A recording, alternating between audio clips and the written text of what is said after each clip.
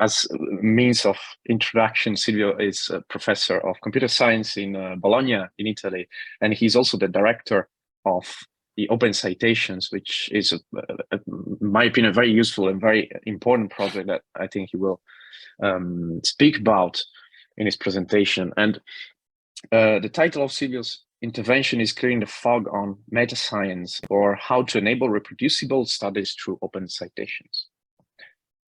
Thank you, Silvio. Okay, thank you, Giovanni, for the introduction. I would like just to share. Okay, Giovanni has already introduced myself, so I won't spend seconds, let's say, overdoing the whole thing. So, as you can imagine from the title, my presentation will be about reproducibility, of course, and with reproducibility, what I mean is basically the possibility of reproduce exactly the same results of an experiment, starting from same data and using the same methods or algorithms that have been used in the original study for reaching such results. Of course, this is a kind of desirable thing for any study in science, at least. But a kind of recent, let's say, study run by Monia Baker a few years ago, who involved a lot of more than 1,000 scientists in answering a very precise questionnaire on this topic of reproducibility, have said basically that the 70% of the scientists that who participated to the questionnaire failed in reproducing an experiment done by another scientist, and more than half of them actually failed to reproduce their own experiment. And this, to me, is a kind of very good measure in order to understand how much this desirable thing of science actually is a big issue within the scholarly ecosystem. Of course, the reproducibility as an issue affect a lot of different disciplines to a different level, honestly. But of course, also a specific discipline I care about a lot, that is scientometrics in general, but also science of science studies, let's say, are affected by reproducibility. And in a wonderful paper, several scientists, including Ludo, who is presenting today as well, have highlighted what are the main, let's say, threads that are there and that basically are a problem when we would like to try to make a study in scientometrics, in particular, reproducible. So they identify basically 4 different dimensions: data, software, tools, methods, and results. With data, the main issue is that a lot of bibliometric data that have been used in studies, published studies, I mean, are not freely accessible. So first of all, problem of accessibility of the data. Then that data that are large scale, that are actually the usual dimension of data that you need for running this kind of studies, are very expensive. So you have to pay a big fee in order to access this data. And a last issue about data is that there is a kind of lack of a systematic approach to version control. So data, in principle, data are modified because they are improved, more or less, depending, or error are introduced in some cases. So are modified in time, but there is no systematic mechanism for keeping track of this evolution in time of the data. In addition to the problem related to the data, there is also a problem related to the software, that often the software that is used for running an analysis is not made available by the authors of the study, or it is a commercial software, so one has to pay in order to reuse exactly the software for the same analysis.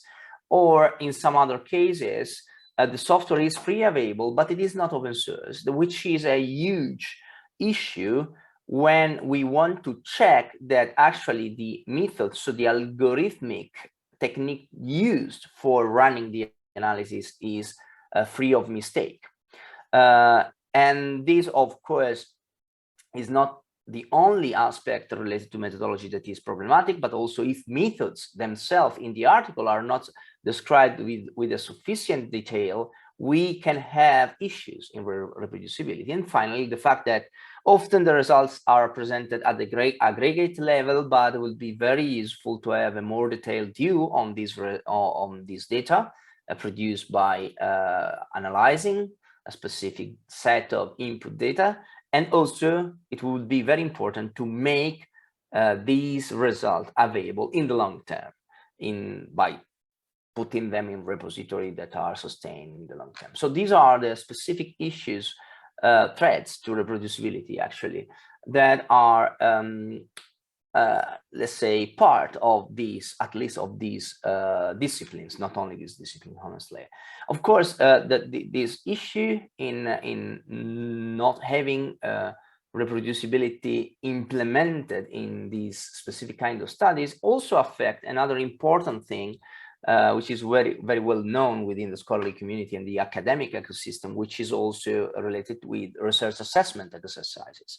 A lot of very important institutions and entities in general have provided in the past a lot of documents explaining what we need, what is desirable in order to have a fair and transparent assessment of research. For instance, in the National Plan for Open Science of the French government say that all the assessment systems should reflect the principles and practices of open science.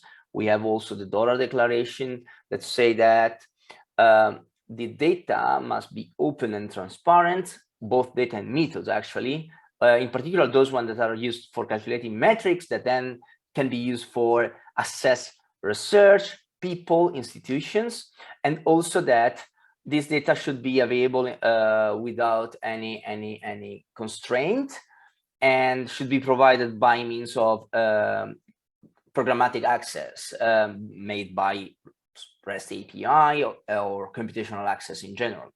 The Leiden Manifesto as well say that anyone should be able to verify the data and the analysis that have been done, and that the data collection that is performed and the analysis that is implemented for evaluating himself or herself should be open, transparent, and simple. And last but not least, a recent report by the European Union that say that, of course, it is crucial to have independence and transparency of the data for doing this kind of assessment, but also this can be possible only by ensuring the control and ownership by the research community itself of the critical infrastructure and tools that are used for the assessment. So these are some of the aspects related to the reproducibility that, of course, if everything is totally reproducible, will be addressed without any problem. But actually, the situation we know is something that is a kind of evolving in this last year. And I would like just to introduce very briefly our own contribution that we are trying to do exactly to trying to making these exercises, but also in general research on that use bibliographic and citation data reproducible. And by doing that, basically we have tried to work for building an infrastructure which we launched in 2016 that actually is derived from a project that was approved more than 12 years ago, run by David Shutton at the University of Oxford. The infrastructure that I would like to introduce to you is named OpenCitations. It is an independent global not-for-profit infrastructure organization which is entirely dedicated to open scholarship, and in particular the goal is to publish open bibliographic metadata and citation data about academic publications. What we want to do with the infrastructure itself is to provide all this data, but not only the data, but also the services for accessing the data and the software developed for creating these services open and free. So anyone can reuse everything, basically, without paying any fee, basically.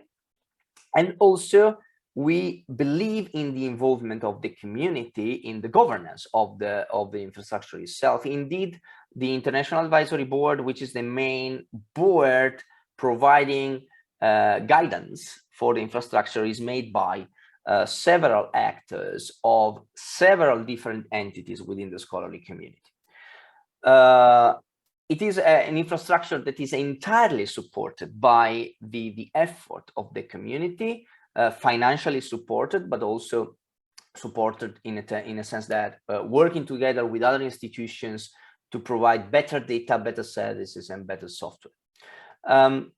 And among the data that we provide, the main collection that we have so far is what we call Open Citation Indexes, that contains this Open Citations Index of Crossref Open DOI to DOI citations, or COCI, that currently contains more than 1.3 billion citation links between different scholarly publications.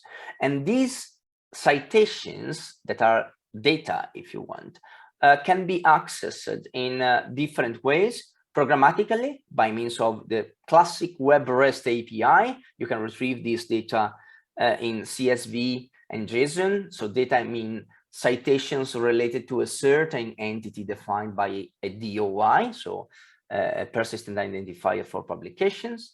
We have also Sparkle endpoint that allow you to use semantic web technologies, in particular Sparkle, which is a query language for RDF data, for doing very sophisticated query on the data. And also all the data that we produce are available in different formats as dumps. So you can download the entire data set containing all the citations that we have and that we, let's say, make available by using this REST API and Sparkle endpoint. In addition, a specific aspect that we really care about is that about provenance and change tracking. So we want to know, basically speaking, what were the source data that have been used in order to create a specific entity within our system.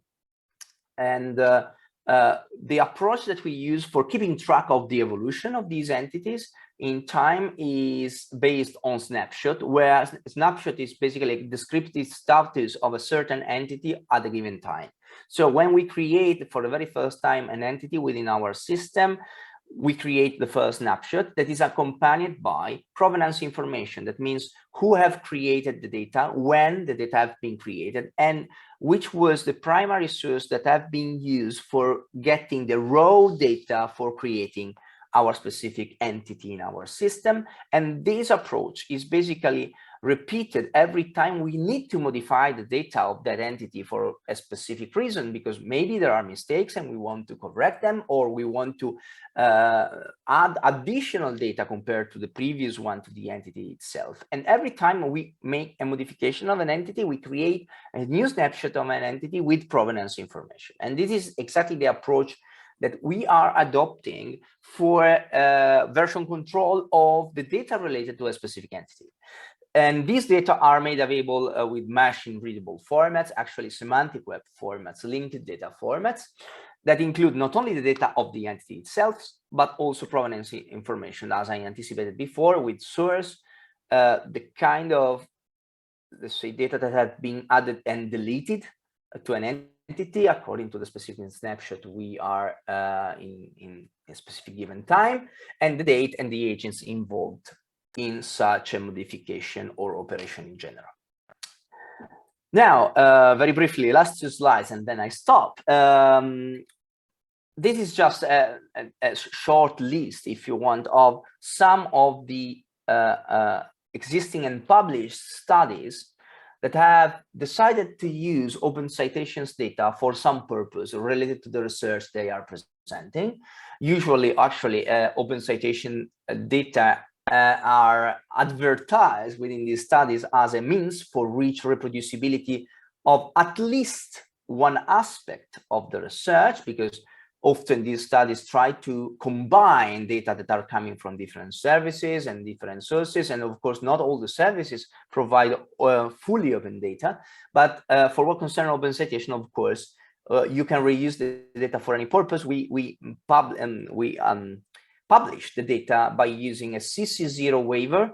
That basically means that there are no constraints in reusing the data at all. You can reuse really for any purpose. And these are just a selection of some of the papers that are reusing OpenCitation data for research purposes. This is just for research. There is also self-citation there, the full disclosure. So an article that I have co-authored with Giovanni, by the way, where we used data of OpenCitations for analyzing a specific aspect, a specific discipline.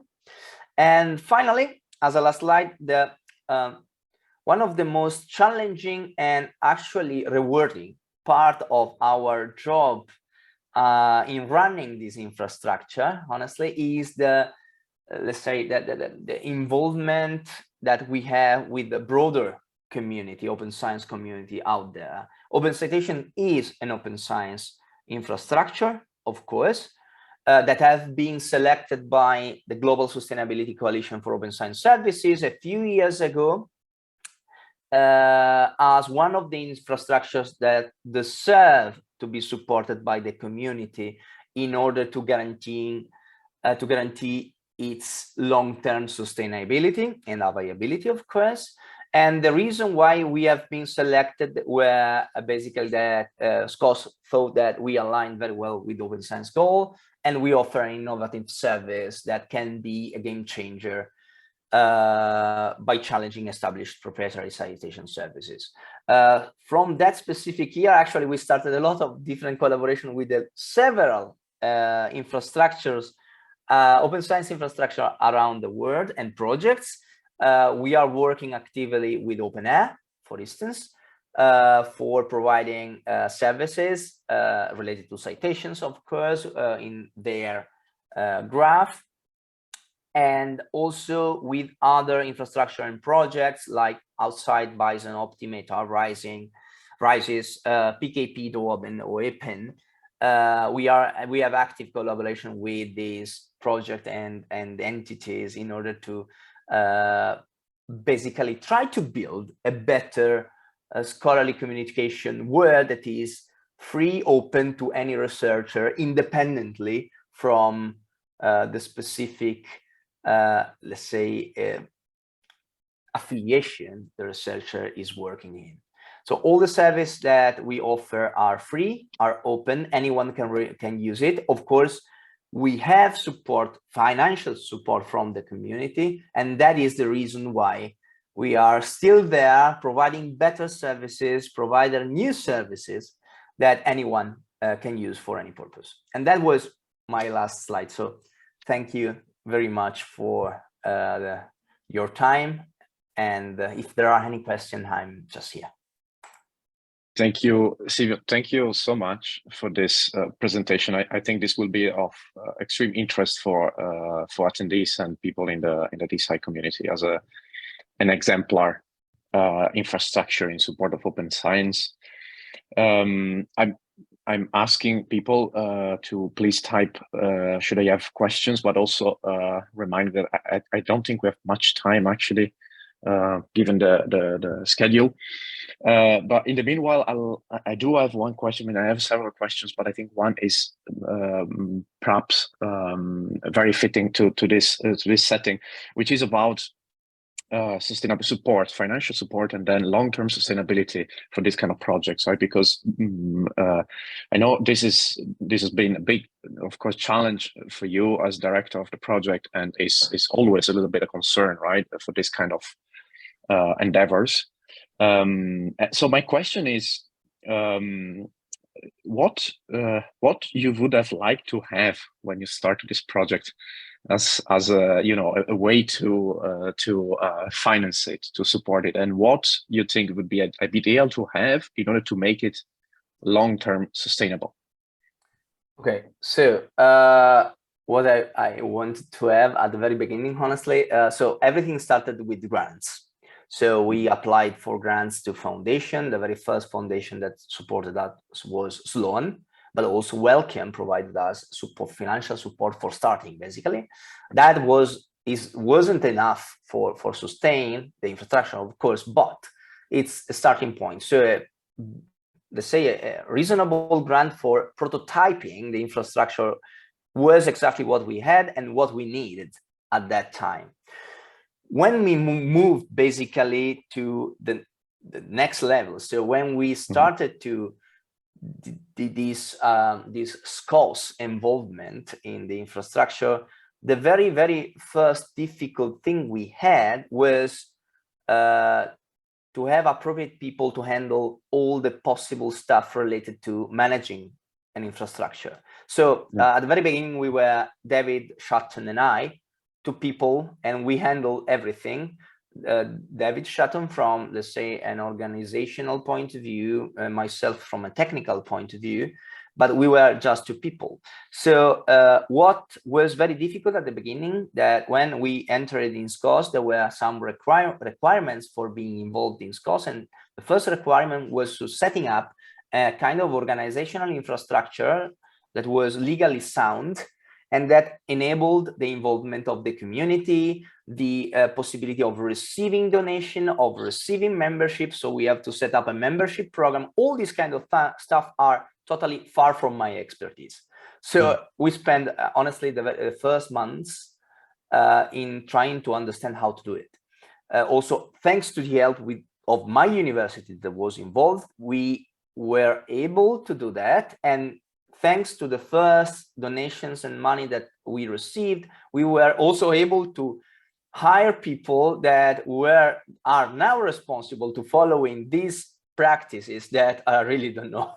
They are not part of my expertise. In the long term, I mean, these, let's say, SCOS was very good because it allowed us to build up a community of supporters. And in principle, that is a good way for basically create a platform of sustainability of the current status of the infrastructure in the long term. It's up to us right now to be good in maintaining and also expanding this community of supporters in order to get enough money, basically, to support the infrastructure year by year. So it's something that we are building. That is a good approach. Of course, that approach is good for maintaining the infrastructure as it is, but so far for adding a plus X of the services or the data that we would like to have, the only feasible way is to try to apply for additional grants for a specific. For the grants.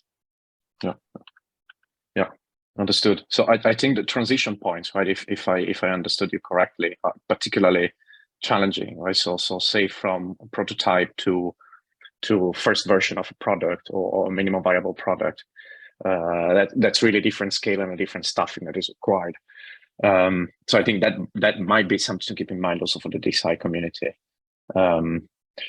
Great, thank you, Silvio. So I'm looking at Ricardo now, just to understand whether there is time for another question or we should move on. Yeah, so your slot starts at 7:10. So I think there's still 5 minutes if you want to get into more questions. Otherwise, as you feel free to get flexible as you wish. Yeah. Okay. So I don't see questions in the Q&A, but Silvio, if you don't mind, I do have a quick one. I mean, it's not an easy one, but I'll keep it quick. So another interesting point, I think, for the DSci community is our incentives, right? And it's incentive design. And one thing that is important when we want to reproduce research, even more when we want to replicate research, I mean, that's a whole different bar, is to provide incentives to researchers to do so, right? And we know that this is perhaps not optimal at the moment in terms of the credit that you get when you replicate or reproduce a study, particularly when you reproduce one. So I was wondering whether you have thoughts about incentives, potentially even new ones, or means to really foster that as a practice, as a more systematic practice in the community.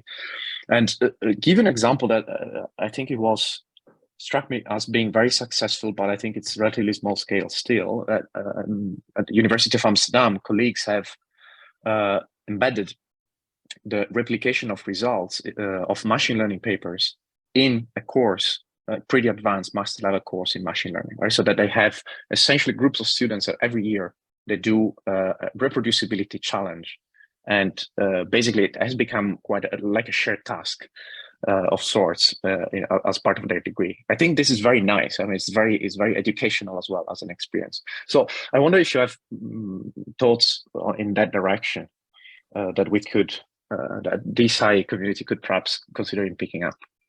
I mean, there are, I would say, well, replicability is something that strongly depends on the field that you are considering, because each single discipline has clearly different kind of issues that are there for trying to make a study replicable or reproducible in general. And so each discipline should approach the problem according to their own point of view. So there is no one single solution that fits all, in my opinion. This is the first thing. Honestly, yes, teaching to students would be very, very, very good in general as a way to start to even make them more sensitive to the problem. They are the researcher of tomorrow. So if they know that there is an issue there, but honestly, then we need to also to address it to all the people that are doing research now that maybe don't care about it, because there is this practice that often is one of the main issue. I think the main issue that only papers count, basically, and the more I have, the better I am. And that affects strongly the assessment exercise around the world. So I will be evaluated for my classic publications. That's the point. And because of that, since I want to spend the minimal time available for publishing the more paper I can, I usually don't spend time in making my data in a way that are reproducible, making my data in a way that can be easily reused by others, making my software available, citing my software appropriately, putting all the information that are needed there for making the experiment basically reproducible. So the point here is that at a political level, and that is something that at least in Europe is starting to happen, I will say, we need a strong political commitment here that change the assessment exercise in order to provide kind of rewards to these practices that are crucial for science. So I need to be rewarded also for my data. I need to be rewarded also for making my process, my work more understandable by other users. That is exactly what I think should happen in order to have it implemented in the system, not only teaching, but also, you know, at a political level. Yeah, totally. Couldn't agree more. Yes, indeed. I see a question from Patrick in the chat. I don't know, Silvio, whether you have access to the Q&A box. Yeah, I can see it. Non-academic background. I mean, we are dealing with data that actually belongs, basically speaking, to the academic background, so to culture, if you want. So we have a bunch of players that understand the importance of this data from a higher level perspective, not simply the scholarly community, but let's say at a policy level. So, for instance, one of the bigger supporters that we have is the French ministry, which is actually related to me also to the academic background, because I mean, it's Ministry of Education Science there. So it's something that relates to that specific aspect, but it is from a higher, let's say, layer, in my opinion. So the other, the question was, I'm just saying it. Yeah, I thought that all the people can read it, but the question was if we have among the supporters also, let's say, institutions or entities that are not strictly academic. That was the main thing. So mainly they are academics. We have academic libraries, we have university, we have research centers. Among the adopters of the services that we offer, there are even companies that actually works within the academic ecosystem. So that needs this data for producing new services, offering new services to their users and these kind of things. But the main group of interested parties, let's say, are kind of around the academia, I would say. Yeah. All right. Okay. I think I'll let you go, Silvio. Thank you so much, really, for joining us and for presenting OpenCitations also as within the context of reproducibility. I think this will be very much of interest to the Sci community. And also thank you in particular for joining us over a weekend. So much appreciated. All right. Great. Ricardo? Thank you, Silvio. Thank you, Silvio. That was really great. Thank you for joining. Thank you. Thank you, Ricardo.